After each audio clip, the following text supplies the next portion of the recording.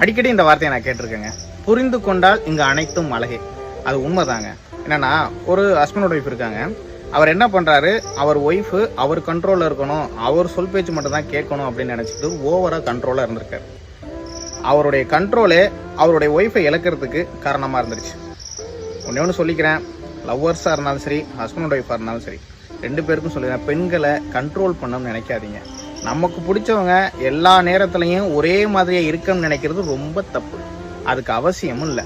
அவங்களுக்கும் சில விஷயத்துலையும் சில நேரத்துலையும் ஃப்ரீடம் கண்டிப்பாக தேவைப்படும். அதனால அவங்கள புரிஞ்சுக்கணுமே தவிர அவங்கள காயப்படுத்தி அன்புங்கிற பேரில் அடிமைப்படுத்தக்கூடாது. நமக்கு எப்படி சில விஷயத்துல நேசிக்கவும் வெறுக்கவும் உரிமை இருக்கோ, அதே மாதிரி அவங்களுக்கு எல்லா விஷயத்துலையும் உரிமை இருக்கு. அதனால யாரையும் கண்ட்ரோல் பண்ணணும்னு நினைக்காதீங்க. அப்படி கண்ட்ரோல் பண்ணணும்னு நினைச்சீங்கன்னா லைஃபா இருக்காது. அவங்களுக்கு என்ன தேவையோ அதை புரிஞ்சுக்கிட்டு